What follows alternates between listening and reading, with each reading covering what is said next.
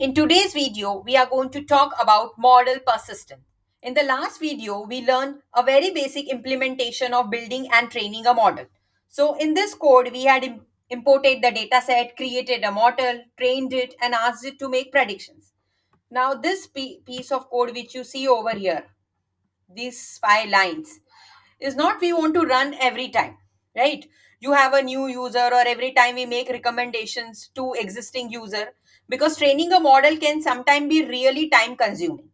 In this example, we are dealing with a very small data set that has only 20 records, but in real applications we have a data set with thousands and millions of samples. Now training a model for that, takes seconds, minutes, or even hours. So that is why model persistence is very important.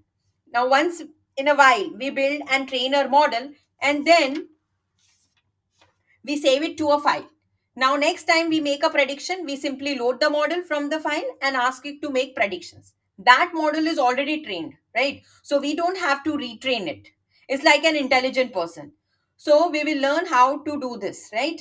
Now it is very easy. First thing on the top over here, we are going to import joblib. Now this joblib object has methods for saving and loading models. Okay. Now after this we are going to train our model. So what we are going to do here, I'm going to write joblib dot dump. Now what is this? It will take two arguments. One, this name, okay. Second, the name of the file which we want to create. So I'm giving the name as music. See, you can give any name. I'm giving this name, music recommender dot job lib. Okay. Yeah. Now for time being, I don't want to make any predictions. So what I'm doing here is I'm just commenting this off. Okay. And then let's run the code. Okay. So you can see over here, this is the output file. Yeah. This is an array. Yeah. That contains the name of the file. Now, where is the file? Over here. This file has got created over here. Okay, which is our model file. This is holding our model file, right?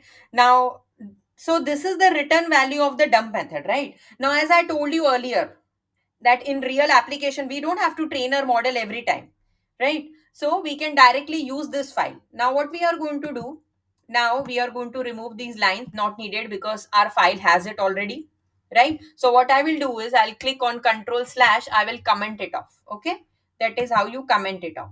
Now instead of using the dump method, I will use another method called as load, and you have to just give the file name which is holding your model.